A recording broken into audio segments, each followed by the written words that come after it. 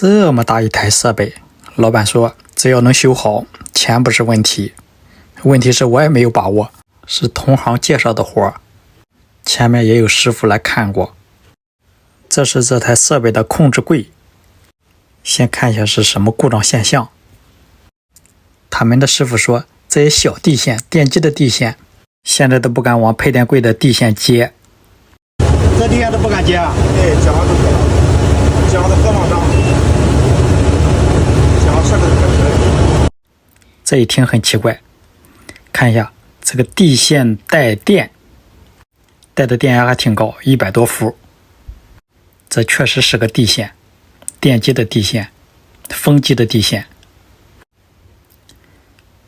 地线是接电机外壳的，然后带100多伏的电，这是什么原因呢？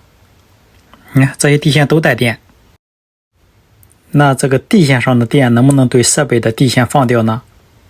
电机如果有感应电，可以对地线放掉。测一下设备的地线，配电柜的地线带80多伏，我觉得这就是个感应电。一般设备不接地都会带个几十伏或上百伏的感应电。这种情况我一般会认为它没有接地线造成的，就是设备接地不好，会有感应电放不掉，外壳会带个几十伏的电。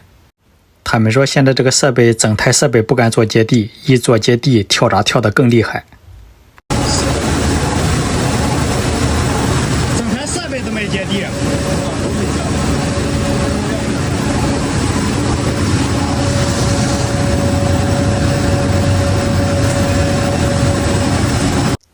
它设备还有一些地方垫着橡胶皮，测这些皮的上面都带着100多伏、200多伏的电压。这个电怎么感觉不像是感应电呢？这么高的电压，设备如果接地好有地线，那么这个电就可以对大地放掉。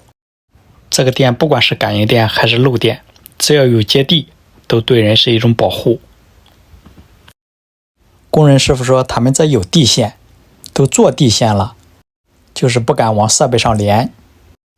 地线有，在配电箱里也有。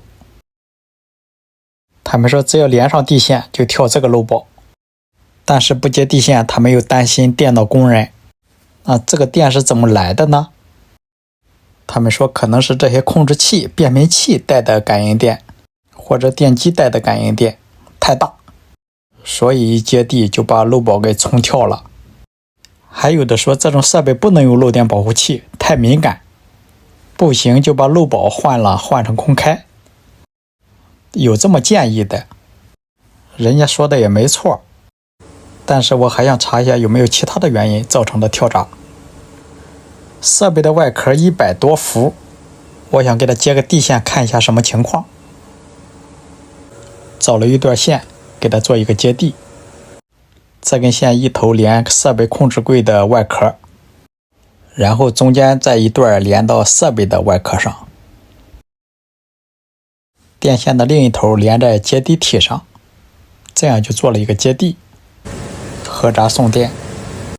看一下接完地线以后设备能不能送电，送电之前先测电压，这只是我个人的一个小习惯。有人会说你这多此一举，先用电笔测一下，这一项141伏，这一项200多，这一项正常，这一项140多伏。零线不带电，地线不带电，电笔不正常吗？这个时候能怀疑电笔吗？其他两项电压正常。用万用表测一下电压，测3项电，两之间应该是400伏，现在是350伏，电压太低了。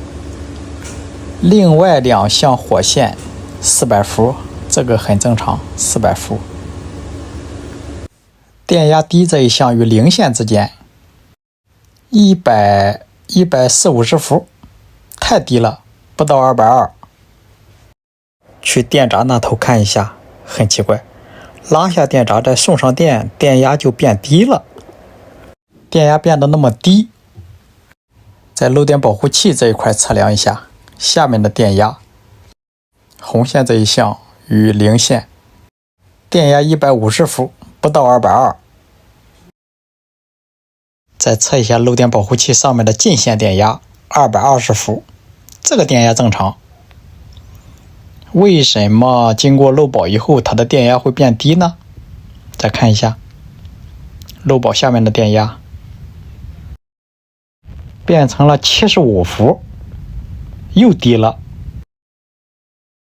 用电笔测85伏，测上面进线电压220正常，所以说可以确定它这个漏保是坏的，有问题。看电压一会高一会低，这个是有问题的。用电笔测量的是对大地之间的电压，望远表测的是零火之间的电压，这两个是不一样的。就这样测量可以确定它这个漏电保护器触点不好。就这种情况他们还想送上电干活，我说那可不行，会烧东西的。不相信那我就打开看一下，拿下这个灭糊罩，看一下这个触点都糊成啥样了。很明显接触不良，这个得换，不然时间长了会缺相的。正好它这有个备用的电闸，抓紧时间给它换上。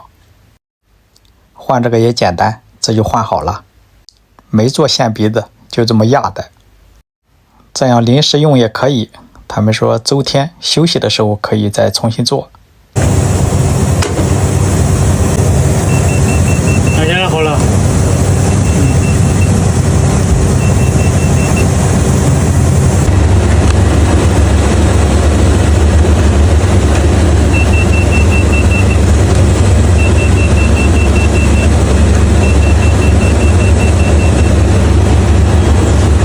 明天送上电，我看一下那个设备外壳带不带电。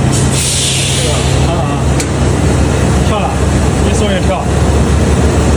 还是一送一跳，就是这种现象。现在不能怀疑这些控制器、变频器有问题，因为他们的闸还都没合，所以我还是怀疑线路是有漏电的，拆掉零线、主零线。一只标笔测地线，测漏电；另一只标笔分别测量变频器电源100到头啊。这个电闸是控制变频器的，这个电闸是其他电路的电源，100到头啊，漏电。所以刚才送第一个电闸它就跳漏保，这是漏电的，漏电还是比较严重的。你看现在这个标笔测量哪路线是漏电的。是这些变频器有问题，还是下边的这些加热电路有问题呢？我怀疑它加热电路的漏电可能性要比这些变频器漏电的可能性要大。怎么来测呢？测哪漏电？这些是加热管的电源，应该是我拉掉这些电源，一个一个全拉掉，断开加热电路。这个时候再去测量，不漏电了，刚才漏电的电路不漏了。那就测一下我拉下电闸下面的这些加热电路，看看哪一路有问题，一路测。看一下这一路100到头，测的其他的电路都没问题，就这一根线，就这个蓝线，这是个火线，在对地漏电，对设备外壳漏电，其他这些电路都好，就那一路。这样就可以把其他的电闸先送上电，就留那一路不送电，把主零线压上。为啥要拆主零线呢？是因为不拆主零线的话，很可能测漏电，测哪都漏电。因为主零线是与地是通的，它与火线形成回路，这样再送电它还跳吗？试一下。第一个，第二个，第三个，很好，没问题，这就正常了。在接地线的情况下，你用电笔去测量，设备外壳是不带电的，这些都不带电了。所以说带电200多伏还是这一路漏电引起的。那就找一下漏电这根线去哪了。它这有线号，顺着线号来找。这是一根火线，穿着管出去了，顺着管走。像这种助手机加热电路，一般在螺杆的部位，就这么顺藤摸瓜，这里有一个接线盒，有线号找到了漏电的这根线，这就好办了，顺着这个线找。这个还得拆掉这些外罩，拆下外罩的螺丝，这样就顺着线找到了漏电这2个加热管，并连在一起的。拆下一根线，指针腕表测与设备外壳，看哪一个是漏电的。看来是这一个在漏电，拆下这个线，单独测量加热管，对设备外壳是漏电的。一根线漏电，正常应该是2根线都会漏啊，它是有回路的。再看这个加热管是不通的，已经烧断了，而且对设备外壳是漏电的。所以说设备外壳带了200多伏的电。好了，这样这个加热管就不接了，等买了新加热管再说。这样故障原因就找到了。设备正常运行，我拆掉地线呢。现在测一下设备外壳，带50多伏的感应电，这个电可以通过地线放掉的，所以说设备接地线是很有必要的。好了，这样我就暂时完成了检修，感谢您的观看，请多多指点。